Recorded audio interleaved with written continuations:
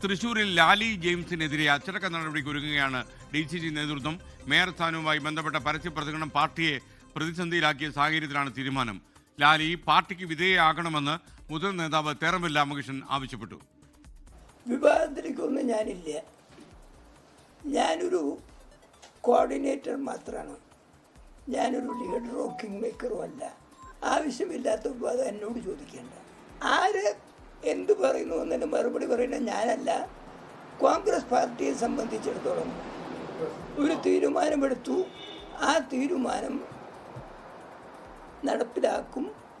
അതിൽ ഇഷ്ടമുള്ളവരും ഇഷ്ടമില്ലാത്തവരുമൊക്കെ പാർട്ടിക്ക് വിധേയരാകണം എന്നതാണ് ഒരു സീനിയർ കോൺഗ്രസ് പ്രവർത്തകൻ നിലയ്ക്ക് എൻ്റെ അഭിപ്രായം.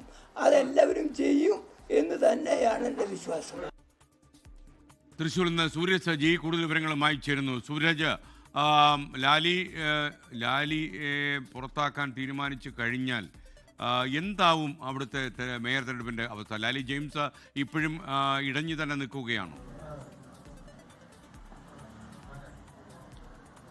SK ലാലി ജെയിംസ് ഇപ്പോഴും ഇടഞ്ഞു തന്നെ നിൽക്കുകയാണ്. ഇതുവരെയും ഈ വിപ്പ് ഉൾപ്പെടെ കൈപ്പറ്റാൻ തയ്യാറായിട്ടുമില്ല. അതേസമയം ഇന്ന് രാവിലെ നമ്മളടക്കം കണ്ട സമയത്ത് അവർ പറഞ്ഞത് തനിക്ക് കടുത്ത പ്രതിഷേധമുണ്ട്, എന്നാലും താൻ പാർട്ടിക്കൊപ്പം നിൽക്കും എന്നുള്ളതാണ് ലാലി ജെയിംസ് പറഞ്ഞത്. പക്ഷേ പാർട്ടി നേതൃത്വമാകട്ടെ ഇപ്പോഴുണ്ടായത് ലാലിയുടെ ഭാഗത്തുനിന്നുണ്ടായ പ്രതികരണം അത് ഗുരുതരമായ അച്ചടക്ക ലംഘനമാണ്. പ്രത്യേകിച്ച് ഈ മേയർ സ്ഥാനത്തേക്ക് ഒരു തെരഞ്ഞെടുപ്പ് നടക്കാനിരിക്കെ അതിന് മണിക്കൂറുകൾക്ക് മുമ്പാണ് ഇത്തരത്തിൽ ഈ മേയർ സ്ഥാനാർത്ഥിയൊക്കെ അപകീർത്തിപ്പെടുത്തുന്ന തരത്തിലും അതോടൊപ്പം തന്നെ AICC നേതൃത്വത്തെ അപകീർത്തിപ്പെടുത്തുന്ന തരത്തിലൊക്കെ ഒരു പരാമർശം ഉണ്ടായത് എന്നുള്ളതാണ് ലാലിയെ എതിർക്കുന്ന DCC നേതൃത്വം ചൂണ്ടിക്കാണിക്കുന്നത്. അതുകൊണ്ട് തന്നെ ലാലിക്കെതിരെ അച്ചടക്ക നടപടി ഉണ്ടാകും, അത് കടുത്ത നടപടിയായിരിക്കും എന്നുകൂടി DCC നേതൃത്വം വ്യക്തമാക്കുന്നുണ്ട്. അല്പസമയത്തിനകം എന്തായിരിക്കും നടപടി, അല്ലെങ്കിൽ ഏത് തരത്തിലുള്ള നടപടിക്കാണ് സാധ്യത എന്നത് സംബന്ധിച്ച് DCC പ്രസിഡന്റ് ജോസഫ് ടാജറ്റ് തന്നെ പ്രതികരിക്കും എന്നുള്ളതാണ് നമുക്ക് ലഭിക്കുന്ന വിവരം. എന്തായാലും DCC ഓഫീസിൽ ഇതിനോടകം തന്നെ തെരഞ്ഞെടുത്ത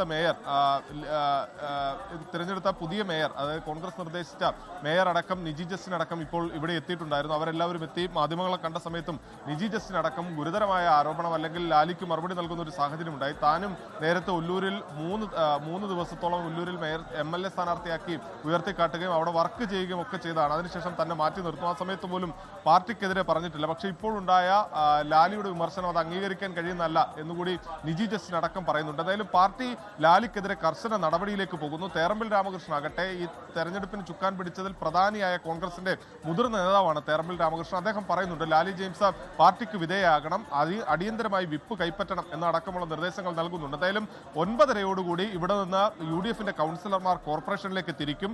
ലാലി ജെയിംസ് ഈ വിപ്പ് കൈപ്പറ്റാത്ത സാഹചര്യത്തിൽ അച്ചടക്ക നടപടിയിലേക്ക്, അതായത് ഈ പ്രതികരണവും വിപ്പ് കൈപ്പറ്റാത്ത സാഹചര്യവും മുൻനിർത്തിക്കൊണ്ട് നടപടിയിലേക്ക് പോകാനാണ് ഇപ്പോൾ DCC നേതൃത്വം തീരുമാനിച്ചിരിക്കുന്നത്. Okay, thank you Sooraj Saji. എന്തായാലും ലാലി ജെയിംസ് അടഞ്ഞു തന്നെ നിൽക്കുന്നു എന്നാണ് പറയുന്നത്. ലോകത്തെവിടെയായാലും ഏത് സമയത്തും 24 വാർത്തകളും ഓഗ്മെന്റഡ് റിയാലിറ്റി പാക്കേജുകളും എക്സ്പ്ലെയിനറുകളും വിശദമായി കാണാൻ ഞങ്ങളുടെ YouTube ചാനൽ നിങ്ങൾക്ക് സബ്സ്ക്രൈബ് ചെയ്യാം.